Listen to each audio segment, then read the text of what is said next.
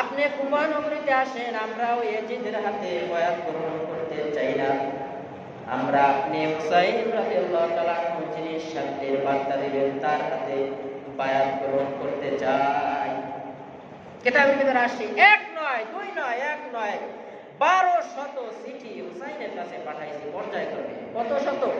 একটু খেয়াল করে শুনে, এটা জানা দরকার আছে।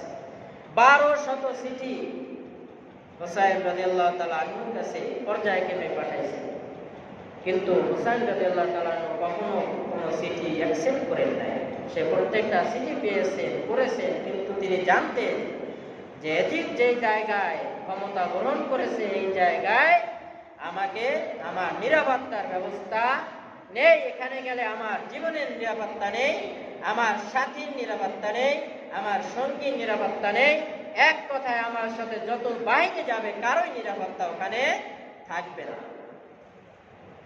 হুসাইন রাদিয়াল্লাহু তাআলা আনহু তিনি ইতিমধ্যে মদিনা ছেড়ে মক্কায় চলে গেলেন। মদিনা থেকে মক্কায় চলে গেলেন। কেন চলে গেলেন দেখতেছেন, বারবার শিখে আসতেছেন। তিনি চাচ্ছেন যে আমি নিরাপদে থাকি, আমি এই ইয়াজিদ বাহিনীর সাথে কোনো দ্বন্দ্বে জড়াবো না, আমি নিরিবিলি আমল করতে থাকবো, রবের হুকুম পালন করতে থাকবো। এই জন্য তিনি মদিনা ছেড়ে মক্কায় গমন করলেন। সেই মক্কায় গিয়ে সেখানেও তার শান্তি নেই। মক্কায় গিয়ে কি নাই? শান্তি নাই। সেখানেও চিঠির পর চিঠি যাইতেছে যে আমরা এমন এক পর্যায়ে সর্বশেষ কিছু চিঠি ইমাম হুসাইনের হৃদয়ে আঘাত দিয়েছে, বলেছেন যে আপনি যদি এই কুফা নগরীতে না আসে, আপনার অনুপস্থিতিতে যদি আমরা গোমরাহী হয়ে যাই, আমরা যদি পথভ্রষ্ট হয়ে যাই, ভুল পথের প্রতীক হয়ে যায়, হাসরের ময়দানে আপনাকেই দায়ী করব। চিন্তা করছেন কত বড় আঘাত লাগার কথা, যে আপনি যদি এই কুফা নগরীতে না আসেন আর আমরা যদি ইয়াজিদের হাতে বয়াত গ্রহণ করি, ইয়াজিদের অনুসারী হয়ে যাই, আমরা গোমরাহী হয়ে যাই, পথভ্রষ্ট হয়ে যাই, তাহলে কিয়ামতের ময়দানে, হাসরের ময়দানে আমরা বলবো যে ইয়াজিদ আমাদের এই হুসাইন রাদিয়াল্লাহু আমাদের নেতৃত্ব দেন নাই, আমরা নেতৃত্ব শূন্য ছিলাম, বিদায় আমরা পথভ্রষ্ট হয়ে গেছি। চিন্তা করছেন চিঠিটা ইমাম হুসাইন রাদিয়াল্লাহু তাআলা তিনি যখন পড়লেন, পড়ার পরে তার হৃদয়ে সত্যি আসলে যারা মুমিন তারা তো মানুষ বিশ্বাস করে, আর যারা বেঈমান, যারা কাফের, তারা তো মানুষকে ধোঁকা দেয়।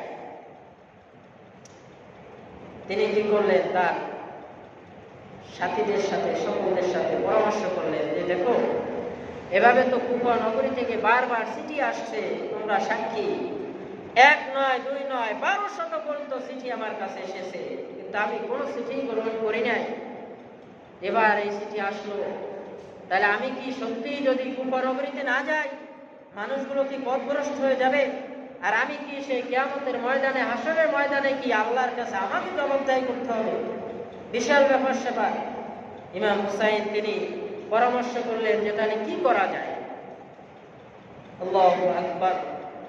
ইমাম হুসাইন যখন এই পরামর্শ করলেন, একজন তার সঙ্গী তিনি ইমাম হুসাইনকে বুদ্ধি দিলেন যে তাইলে আমরা একটা কাজ করি। কি কাজ করব? যে আমাদের ভিতরে একজন লোক আমরা ওই কুফা নগরীতে যাই, ওখানে অবস্থা কি আমরা দেখি, যদি অবস্থা ভালো দেখি তাহলে ওখান থেকে চিঠি আপনার কাছে প্রেরণ করা হবে। আপনাকে যেই চিঠি পাঠানো হবে ওই চিঠিতে আপনাকে যদি যাওয়ার নির্দেশ দেওয়া হয় তাহলে আপনি কুফা নগরীতে আসবেন, যদি চিঠিতে না বলা হয় তাহলে আপনি ওখানে যাবেন না। হ্যাঁ, যেই লোক যাওয়ার সিদ্ধান্ত নিয়েছেন, চিন্তা করছেন যুদ্ধের ময়দানে একা যায়, ইমামের প্রতি ভালোবাসা কত, তিনি হলেন মুসলিম বিন আকিল, তার নাম আসছে যে মুসলিম বিন আকিল। তিনি বললেন যে আমি কুফা নগরীতে যাব, ওখানে অবস্থা দেখব, দেখে তারপরে হা বা না আপনাকে চিঠির মাধ্যমে জানাবো, তারপরে প্রয়োজন হলে ইমাম আপনি যাবেন, নতুবা আপনি ফিরে থাকবেন। মুসলিম বিন আকিল যখন কুফা নগরীতে গেলেন, কুফা নগরীতে যাওয়ার পর তার হাতে ইমাম হুসাইনের অনুসারী হয়ে হাজার হাজার মানুষ বায়াত গ্রহণ করেছে। সুবহানাল্লাহ। এই বায়াত গ্রহণকারীদের ভিতরে কিছু ছিল সত্যিকারী মুমিন, সত্যিকারী ইমাম হুসাইনকে ভালোবাসার লোক, আর কিছু ছিল মুসলিম নামের মুনাফিক, যারা বায়াত গ্রহণের নামে ইমাম হুসাইনকে কুফা নগরীতে নিয়ে তাকে পরিপূর্ণভাবে হত্যার পরিকল্পনা করেছে। এজন্য আল্লাহ নবী বলছেন কি যে একজন কাফের মুনাফিকের থেকে একজন কাফের ভালো। কেন ভালো? কাফের হয় প্রকাশ্য, কাফের যা বলে ওপেন, হ্যাঁ, আর মুনাফিকের অন্তরে হলো একটা আর জবানে হলো একটা। মুসলিম বিন আকিল দেখলেন হাজার হাজার মানুষ ইমাম হুসাইনকে ভালোবাসেন, ইমাম হুসাইনের জন্য জীবন দেওয়ার জন্য কুফা নগরীতে প্রস্তুতি গ্রহণ করে আছেন। যারা ওই মুসলিম বিন আকিলের হাতে বায়াত গ্রহণ করে বলতেছেন আমাদের ইমাম যদি আসে প্রয়োজনে আমাদের ইমামের জন্য আমরা জীবন দিয়ে দিব। কত সুন্দর কথা, কিন্তু মুখের কথা সুন্দর হলেও দিলের ভিতরে বিষ, অন্তরে বিষ। মুসলিম বিন আকিল দেখলেন যে সত্যিকার অর্থে কুফা নগরীতে হাজার হাজার মানুষ যারা ইমাম হুসাইনের জন্য পাগল, হাজার হাজার মানুষ যারা ইমাম হুসাইনের জন্য জীবন দেওয়ার জন্য প্রস্তুত। মুসলিম বিন আকিল তিনি কি করলেন? তিনি একটা চিঠি লিখলেন ইমাম হুসাইন বরাবর একখানা চিঠি লিখলেন, বললেন ইমাম আপনার জন্য কুফা নগরীতে হাজার হাজার মানুষ জীবন দেওয়ার জন্য প্রস্তুত। ইমাম আপনি যদি কুফা নগরীতে আসেন আপনার কোনো সমস্যা নেই, আপনার নিরাপত্তার জন্য এখানে হাজার হাজার মানুষ জীবন দেওয়ার জন্য প্রস্তুতি গ্রহণ করে আছে।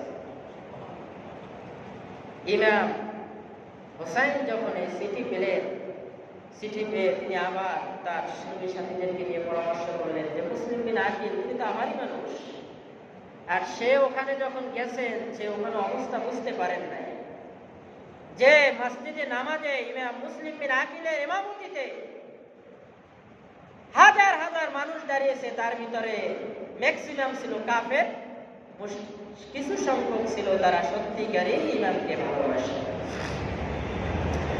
মুসলিম বিন আকিল তিনি ওই ইমামের কাছে চিঠি লিখলেন। চিঠি যখন ইমাম হুসাইন হাতে পেলেন, হাতে পেয়ে সকলের সাথে পরামর্শ করলেন যে মুসলিম বিন আকিল তিনি তো আর মিথ্যা কথা বলবেন না, তিনি তো সেই কুফা নগরীতে আমাকে যাওয়ার নির্দেশ দিয়েছেন। আল্লাহু আকবার।